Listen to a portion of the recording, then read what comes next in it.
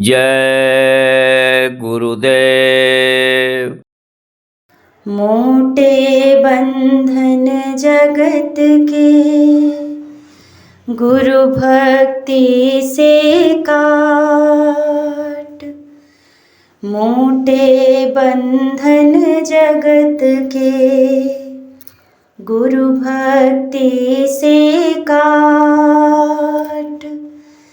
झीने बंधन चित्त के कटे नाम परताप। झीने बंधन चित्त के कटे नाम परताप।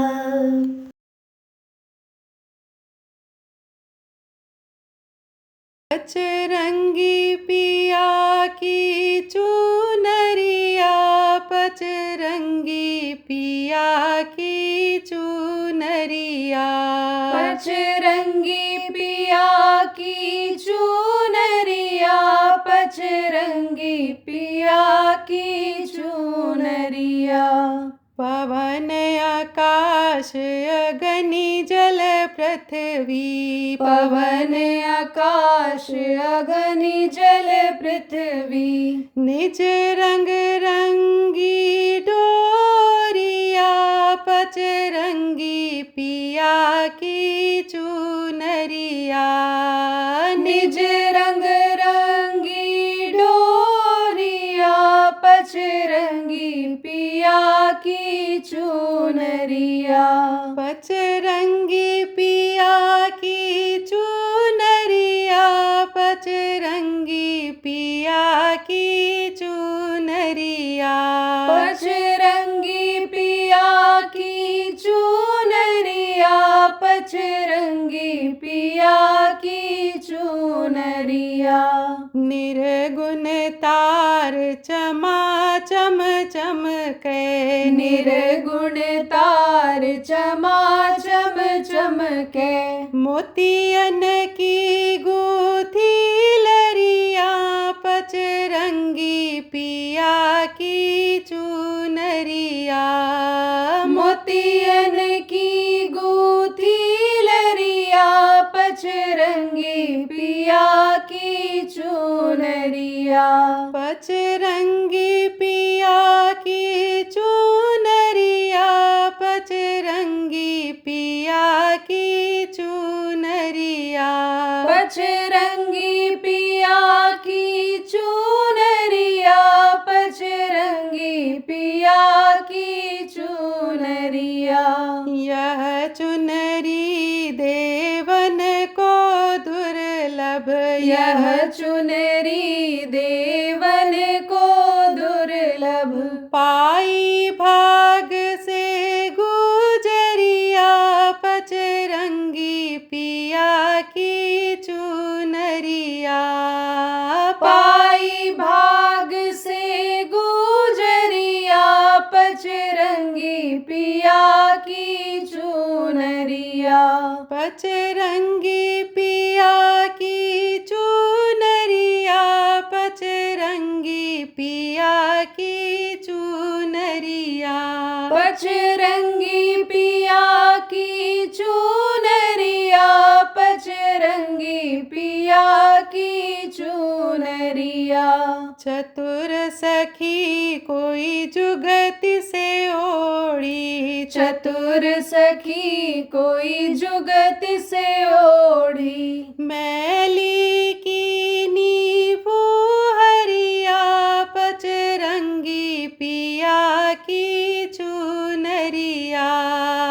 मैली की नींबू हरिया, पचरंगी पिया की चुनरिया, पचरंगी पिया की चुनरिया, पचरंगी पिया की चुनरिया, पचरंगी पिया की चुनरिया, पचरंगी पिया की चुनरिया, पचरंगी पिया की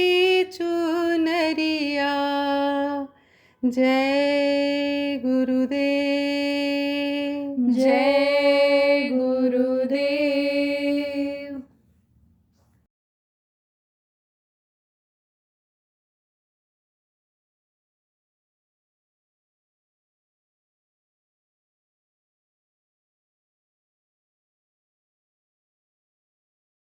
सेवा में आपका मन लगता नहीं है, क्योंकि शरीर से पाप कर बैठते हो, पाप हो जाता है।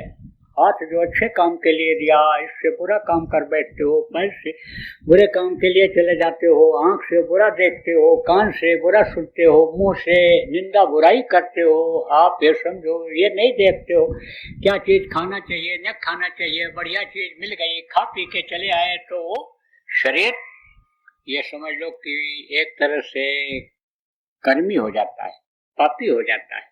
अब उस पाप को आप धो नहीं पाते हो। शरीर से पाप तो किया, लेकिन शरीर से सेवा नहीं किया। धन से पाप तो किया, लेकिन धन से सेवा नहीं किया। मन लगा करके सेवा नहीं किया, तो मन सा पाप लगता है। मन का जो पाप है वो भी भोगना पड़ता है। आदमी बहुत तंदुरुस्त हो और धन की भी कमी ना हो, कोई दिक्कत ना हो, लेकिन रात को नींद जल्दी नहीं आती है। नींद की जब गोली खाते हैं तब नींद आती है, वो मनसा पाप हुआ है। तो सेवा का विधान इसीलिए बनाया जाता है कि कर्म कटेंगे। तो आप ये समझो, कर्मों को काटने के लिए यानी सत्संग, सेवा और भजन, यह मुख्य संतों ने बताया और इसका रास्ता प्रेमियों को दिखाया। तो आप जो नामदानी हो प्रेमी, आप लोग सब लोग सुमिरन ध्यान भजन करो, सेवा तन मन धन से जो हो सके वो करो। दूसरे के लिए करो, अपने लिए तो करते हो, वो परमार्थ नहीं माना जाता है। अपने लिए करना क्या है? अपने नाम के लिए, अपने प्रतिष्ठा को बढ़ाने के लिए आप लोगों को बुलाते हो, खिलाते हो बढ़िया से बढ़िया कि हमारा नाम बढ़ेगा, प्रतिष्ठा बढ़ेगी। ऐसे लोगों को बुलाते हो, खिलाते हो कि अभी हमको बुलाएंगे, इनके यहाँ जाएंगे तो हमको 3 तरह की सब्जी मिलेगी खाने को, 4 तरह की मिठाई मिलेगी, तो उनको आप बुलाते खिलाते हो, लेकिन वो परमार्थ नहीं होता है।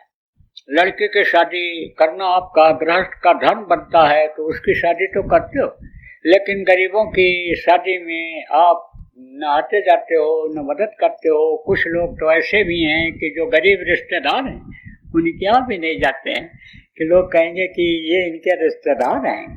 तो आप जो समझो, जो खून का भी रिश्ता होता है और शुरू से चला आ रहा है, उसको भी बहुत से लोग अब इस समय पर तोड़ दे रहे हैं। तो आप जो लोग यहाँ सत्संग सुनने के लिए आए हो, अच्छे लोग, धार्मिक हो, इसलिए आप लोग ऐसा सेवा करो जिससे आपको कोई फायदा न होने को, कोई इच्छा आप ले करके किसी की सेवा मत करो। ऐसे को रोटी खिला दो, ऐसे को पानी पिला दो कि जो आपको न खिला पिला सके जल्दी मिले। आप ये देखो कि प्रेमियों, आप रोटी खिलाते हो, पैकेट बांटते हो, अब राहगीर है, आया कोई भूखा है, असहाय है, दे दिया, आपने खाया, चला गया।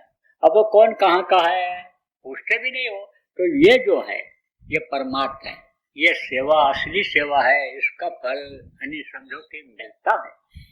आप ये समझो कि जिससे कोई आपकी 1 पैसे का फायदा ना हो, उसके लिए आप 4 पैसा खर्चा कर दो, तो वो एक समझो कि परमार्थ माना जाएगा।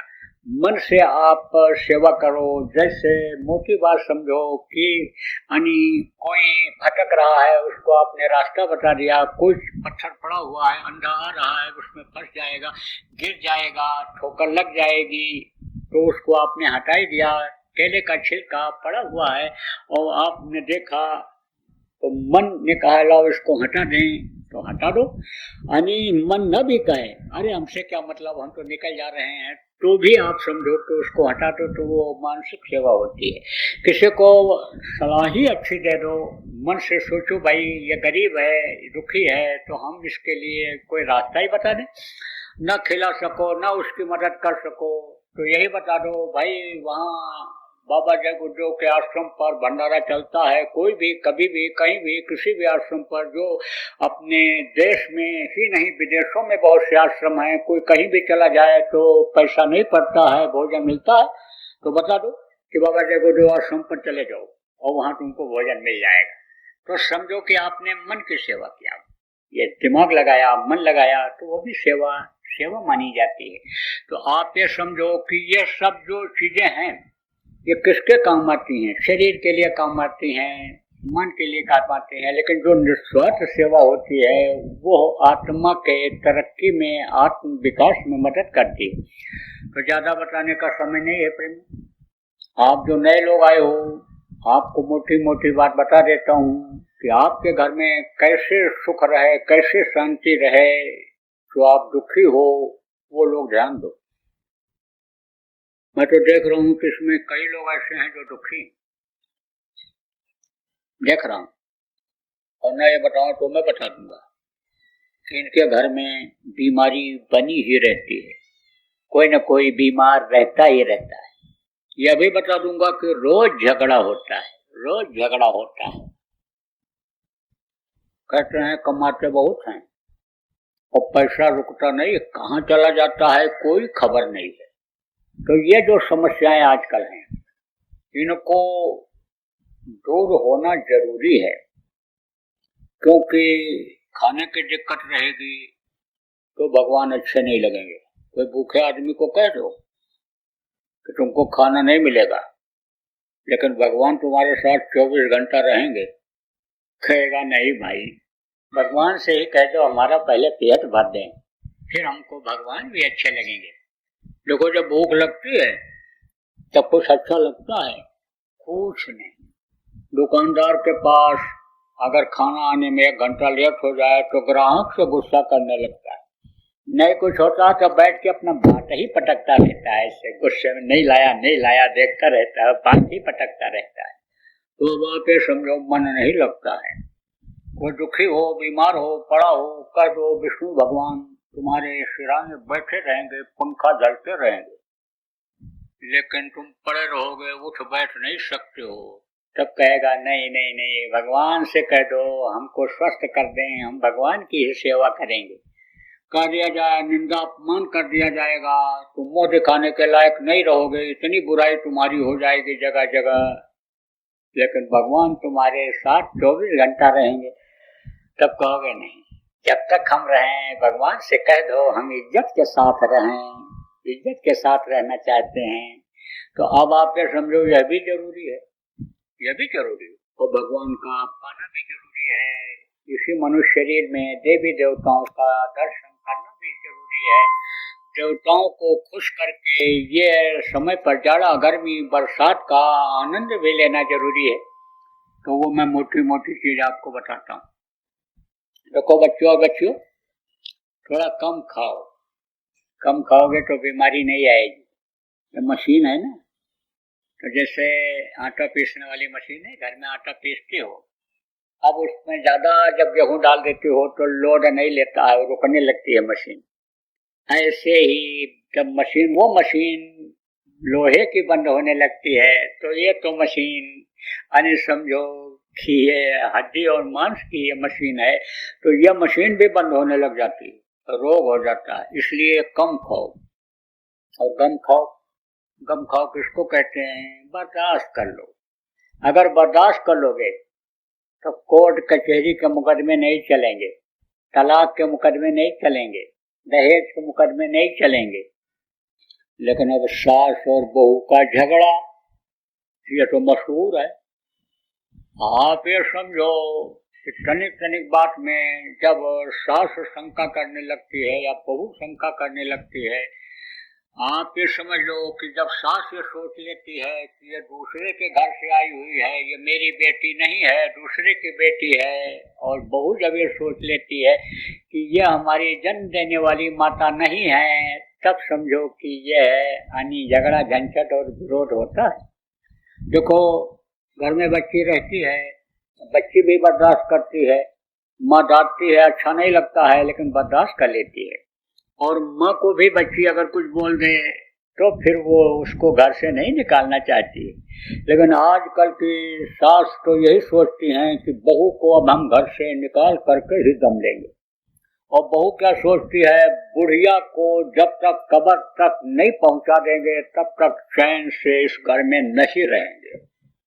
बस तनिक तनिक बात में झगड़ा झंझट ये पैदा हो जाता है। देखो गलती करते हैं लोग, लड़का कमाता नहीं है, पढ़ा लिखा तो है, सुंदर सुंदर शरीर है, शादी ब्याह कर लेते हैं, शादी के दूसरे दिन से ही बस खर्चा शुरू हो जाता है। जब खर्चा शुरू हो जाता है तो यानी समझो सास ये सोचती है कि बहू का खर्चा, लड़का कुछ कमाता नहीं है तो लड़के को तो कुछ नहीं कहती, बहू से ही गुस्सा करती है कि देखो ये खर्च कर रही है। अब जब उसके खर्चे में दिक्कत आती है तो बस वो यही सोचती है कि तिजोरी की चाबी हम ही को मिल जाए। अरे तो उसमें क्या होता है कि बुढ़िया पैर दबवाने में भी, सेवा कराने में भी डरने लगती है, कहती है कहीं ऐसा ना हो पैर दबाते दबाते गला दबा दे। तो बस ये तनिक बातों में समझ लो कि झगड़ा झंझट पैदा हो जाता है। कुछ का स्वभाव ऐसा होता है, चाहे सास हो चाहे बहू हो, समझो कि हवा से लड़ती है, बोलती रहती है, बर्दाश्त से बाहर बातें बोल जाती है। तो ऐसे समय में क्या करना चाहिए? जब बात न बर्दाश्त हो, चाहे सास हो आप बैठी हो, इसमें बहू भी बैठी हो, सास भी बैठी हो, दोनों की बात में बैठी हो, आपको बता रहा हूँ। तो जब बर्दाश्त न हो तो ऊपर से कपड़ा डालो और आंख बंद करो, मुंह बंद करो और कान में लगाओ उंगली, भजन पर बैठ जाओ, न देखो कि ये क्या इशारा कर रही है, आंख दिखा रही है कि हाथ दिखा रही है कि मुक्का दिखा रही है, न देखो और न कान से सुनो क्या बोल रही है। हमारे बाप दादों का नाम लेकर गाली दे रही है कि हमारे भाई का नाम लेकर गाली दे रही है कि किसके नाम से गाली दे रही है, किसको ताना मार रही। जब सुनोगे नहीं तब आप ये समझो गुस्सा क्या होता है, क्रोध क्या होता है, आग होती है। गर्मी जब बढ़ती है, दिमाग पर चढ़ती है, तभी गुस्सा आता है। मांस खाने वालों को गर्मी ज्यादा आती है और गुस्सा जल्दी होता है। इसीलिए समझो कि वो सोच नहीं पाते हैं क्या करना चाहिए। लड़का मार देता बाप को, बाप बेटे को मार देता है, औरत गुस्से में बच्चे को पटक देती है। तो ऐसे आप ये समझो कि क्रोध होता है, गर्मी आती है और आग यानी जो जलती है वो बुझती है। ये इस दुनिया का नियम है कि जो पेड़ फलता है वो झड़ता है, जो आग जलती है वो बुझती है, जो पैदा होता है वो मरता है। तो थोड़ी देर के बाद वो जो क्रोध है, गुस्सा है, जो अग्नि है गुस्से की, वो बुझ जाएगी और जब बुझ जाएगी तो वो कुछ बोलने के लायक नहीं रहेगी। क्योंकि जब क्रोध पैदा होता है तो हाथ में हरकत, आंख में हरकत, मुंह में हरकत, जबान में हरकत आ जाती है, तेजी आ जाती है और उसी में बोलता चला जाता है, हाथ पैर पटकता है, ये तो शरीर जाता है थक। और जब थक जाता है तो कोई बोलता नहीं है, न चलता फिरता, सुस्त पड़ जाता है। सुस्त पड़ जाएगा, फिर समझो जब फिर गुस्सा आएगा, फिर बैठ जाओगे, क्योंकि ये गुस्सैल स्वभाव होता है। कोई कहता हमारी बहू बहुत गुस्सैल है, कोई कहता हमारी सास बड़ी गुस्सैल है, कोई कहता हमारा लड़का बड़ा गुस्सैल है, कोई कहता हमारा भाई, हमारे पिताजी बहुत गुस्सा करते हैं। तो गुस्सा यानी जो आता है वो कुछ दिन के बाद फिर खत्म हो जाता है जब बोलोगे नहीं तो वही गुस्सा यानी समझ लो कि जानलेवा हो जाता है। तो बर्दाश्त करो, न बर्दाश्त हो तो भजन पर बैठ जाओ। जो पुराने सत्संगी हो भजन को आप समझते हो, जो नए लोग आए हो बच्चों और बच्चियों, भजन करना आज आपको सिखा दूंगा। तो इससे आपका ये गृहस्थ जीवन भी भजन से यानी समझो कि सुखमय हो जाएगा और भजन से आपको शब्द सुनाई पड़ने लगेंगे जो आपकी जीवात्मा को खींच करके ले जाएंगे, ऊपरी लोगों का भी आनंद आपको दिला देंगे। तो प्रेमियों, बच्चों और बच्चियों, एक काम तो ये करो और तुरंत फायदे के लिए आप जय गुरुदेव नाम की ध्वनि बोलना शुरू कर दो। जिस घर में थोड़ी भी तकलीफ हो, चाहे सत्संगी हो चाहे गैर सत्संगी हो, भगवान का ये इस समय पर जो जीता जागता जय गुरुदेव नाम है, इसकी ध्वनि बोलना शुरू कर दो। परिवार वालों को भी बैठाओ और खुद भी बैठो। देखो अब कोई मांस मछली खाते भी रहे हो तो आज आप छोड़ दो, लेकिन सब लोग घर में मांस मछली खाने वाले, शराब पीने वाले जो आपके घर में हैं, कोई जरूरी नहीं है कि आज से वो भी छोड़ दें, लेकिन जब जय गुरुदेव नाम की ध्वनि आप बोलने लग जाओगे तो धीरे धीरे उनका भी छूट जाएगा। देखो, पहले तो वो बैठेंगे नहीं, पहले तो वो विरोध करेंगे, लेकिन जब जान लेंगे कि यह मेरे कहने पर नहीं मानेगा, मेरे कहने पर यह नहीं मानेगी, ये तो जय गुरुदेव नाम बोलेगी ही बोलेगी, तब आप ये समझो कि जैसे हिरण्यकश्यप कितना बलवान था लेकिन प्रहलाद से हार गया। उस वक्त का जो नाम था प्रभु का वो बोलते थे और उसी से वो हार गया, ऐसे वो भी हार जाएंगे। तो हिरण्यकश्यप तो मर गया था, लेकिन समझो उनको मारना नहीं है, इनके मन को मारना है। जो इनको शराब पिलाता है, जो इनको मांस खिलाता है, जो इनसे बुराई कराता है, वो मन उनका जय गुरुदेव नाम बोलने से मर जाएगा। और मन जब शरीर को नहीं ले जाएगा तब ये शरीर समझो पाप से बच जाएगा। तो जय गुरुदेव नाम में तो बहुत ताकत है, बहुत शक्ति है। गुरु महाराज का ये जगाया हुआ जय गुरुदेव नाम है, इसलिए जय गुरुदेव नाम की ध्वनि प्रेमियों आप बोलते रहना। कैसे जगाया जाता है यह भी आपको बता दूं। आपको ये नहीं मालूम है कि कहाँ से हम जुड़े हुए हैं, उस प्रभु से जुड़े हुए हो। कैसे जुड़े हो? बहुत पतले तार के द्वारा। ऐसे ही नाम को जब जानकार होते हैं, महापुरुष होते हैं, तो नाम को वो जगाते हैं और उसको तार के द्वारा जोड़ देते हैं, तो उस नाम में ताकत आ जाती है, शक्ति आ जाती है। जैसे त्रेता में राम नाम था, द्वापर में कृष्ण नाम था। जैसे आप देखो कलयुग में सत साहब नाम जगाया कबीर साहब ने, वाहे गुरु नानक जी ने नाम जगाया, राधा स्वामी सूर्या जी महाराज ने नाम जगाया। ऐसे हमारे गुरु महाराज जिनकी तस्वीर लगी हुई है, इन्होंने जय गुरुदेव नाम को जगाया है। बहुत लोगों को जय गुरुदेव नाम बोलने से फायदा हुआ, चमत्कार हुए लोगों के जीवन में, तब लोगों ने जय गुरुदेव नाम बोलना शुरू किया। नहीं तो पहले बड़ा विरोध लोग करते थे, अरे इतने दिनों से 5,000 वर्ष 10,000 वर्ष पहले से ये नाम चला आ रहा है, राम का नाम, कृष्ण का नाम, ये नाम जय गुरुदेव कहाँ से आ गया। लेकिन जब प्रेमियों ने बताया कि आजमाइश करके देख लो, मुसीबत के समय बोल करके देख लो, बीमारी में दवा नहीं फायदा करती है, बुखार नहीं उतरता है, और जय गुरुदेव नाम बोल करके पिला करके देख लो। जब पिलाया लोगों ने 105 डिग्री बुखार, जब 1 घंटे के बाद आराम करने के बाद 101 डिग्री रह गया, तब विश्वास किया लोगों। बहुत लोगों ने परीक्षा लिया, परीक्षा ले भी सकते हो, आप लोगों को बता भी सकते हो, लेकिन परीक्षा कब ली जाती है? जब परीक्षा का समय आता है। परीक्षा दी जाती है, परीक्षा ली जाती है जब समय आता है। तो समय में समय निकल न जाए। आप कहोगे जब मुसीबत आएगी उस समय पर हम जय गुरुदेव नाम बोलेंगे, तो आपका यह जीवन का समय बीच में ही न पूरा हो जाए, क्योंकि समय किसी का इंतजार नहीं करता है। समय तो समझो आता ही आता है। ये दिन रात जो आते हैं, उम्र को ये खत्म कर दे रहे हैं, तो कैसे परीक्षा ले पाओगे।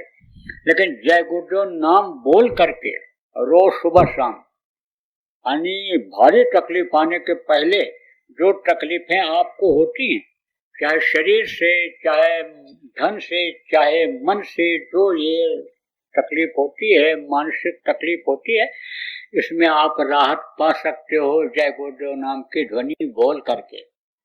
कैसे बोलना है? जय गुरुदेव, जय गुरुदेव, जय गुरुदेव, जय जय गुरुदेव।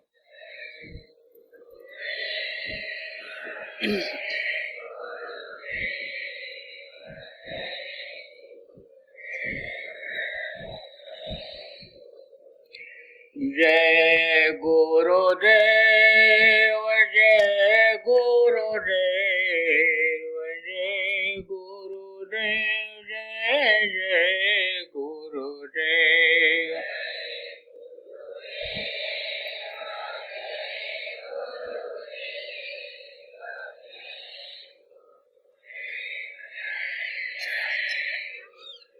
देखो, घर वाले विरोध भी करें तो मन में ही बोलो, घर वाले विरोध भी करें तो भोजन बनाने के बाद जय गुरुदेव नाम के ध्वनि बोल करके और फिर खिलाओ।